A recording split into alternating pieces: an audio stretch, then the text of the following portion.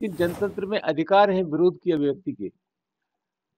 प्रदर्शन कर सकते हैं, आप धरना दे सकते हैं, अखबारों में समाचार दे सकते हैं, जो जनतंत्र में अधिकार हैं उनका इस्तेमाल सकते हैं। ये तो विशुद्ध गुंडई है, लफंगईगिरी है। ये तो अवांछित तत्वों का हमला है मेरे घर पे, मेरे परिवार पे, हमें हमें हमें नेस्त नाबूद करने का। ये व्यवस्थित प्रयास है, जंगल राज है। और जिस तरह से ये हमला हुआ आप सब लोग जानते हैं, इस हमले को रोका जा सकता था। क्या ये वही लोग हैं जो मुख्यमंत्री न रहने के बाद जिन लोगों ने अखिलेश यादव का घर की सफाई की? ये वही लोग हैं जो दलितों की बारात को नहीं चढ़ने देते। ये वही लोग हैं जो अकलियत के खिलाफ है। ये वही लोग हैं जो पीडीए के खिलाफ है। मुझे जो कुछ कहना था बहुत कुछ कह दिया। कहने के लिए भी कोई चीज शेष नहीं है। आज राज्यसभा में ये सवाल उठा था और ये परंपरा होती है कि जिस किसी सदस्य का नाम कोई उल्लेखित करता है तो उसको बोलने के लिए कहा जाता है।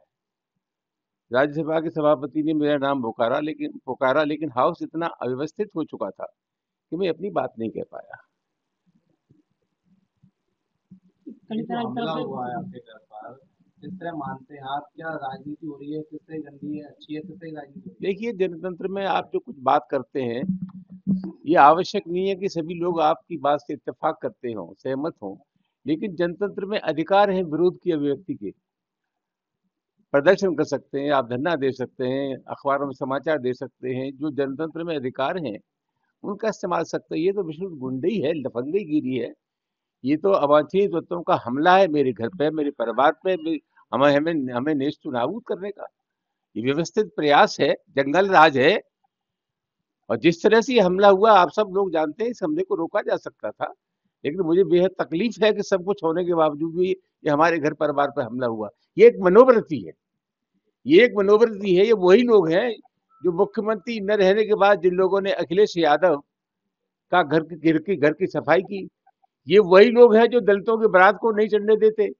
ये वही लोग हैं जो अकलियत के खिलाफ है। ये वही लोग हैं जो पीडीए के खिलाफ है। तो कुल मिलाकर के ये सुनियोजित षड्यंत्र था जो हमारे घर पर हमला किया गया। पुलिस ने लोगों को पकड़ा, छोड़ दिया गया। क्या कानून व्यवस्था कैसी है ये? मैं समझता हूँ इससे सहजी अंदाजा लगाया जा सकता है। प्रभावी कार्रवाई उनके खिलाफ होनी चाहिए थी। और सबसे बड़ा सवाल तो ये कि इतनी लचर व्यवस्था थी कि वो लोग हमारे घर तक आ गए बुलडोजर लेकर के। अब समाजवादी पार्टी का किस तरह से एक्शन रहेगा? समाजवादी पार्टी का मैं कार्यकर्ता हूँ। पार्टी जो कुछ फैसला करेगी स्थानीय स्तर पर, मैं अपने मित्रों से, साथियों से, सहयोगियों से, पार्टी के लोगों से मिलकर के हम भविष्य की रणनीति तय करेंगे। पार्टी के राष्ट्रीय अध्यक्ष जी से बात करेंगे। मैं साफ साफ कहना चाहता हूँ, हिंदुस्तान में जो उपेक्षित है, पिछड़ी जाति के लोग हैं, जो दलित हैं, शोषित है, पीड़ित है, अकलियत के लोग हैं, ये हमला रामजी लाल सोमन पर हमला नहीं है, ये हमला पीडीए पर हमला है। अभी उन्होंने फिर दोबारा से 12 तारीख का फिर ऐलान किया है कि हम 12 तारीख को फिर आ रहे हैं।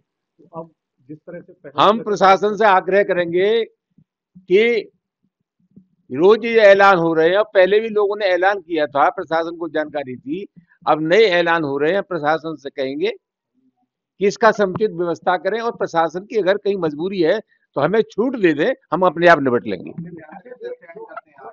मैंने जो कह दिया, कोई नई बात मुझे नहीं करनी। ऐतिहासिक तथ्य है, क्योंकि वो सब कह रहे हैं कि ऐसा कुछ था ही नहीं कि राणा सांगा ने बुलाया था बाबर को। ऐसा है, तमाम दस्तावेज हैं इस सिलसिले में। बाबरनामा के अलावा एक अभी सीरियल चल रहा है, भारत की खोज, जिसे दूरदर्शन ने बनाया था, आप उसे देख लीजिए। ऐतिहासिक तथ्य है जो मैंने कहा था।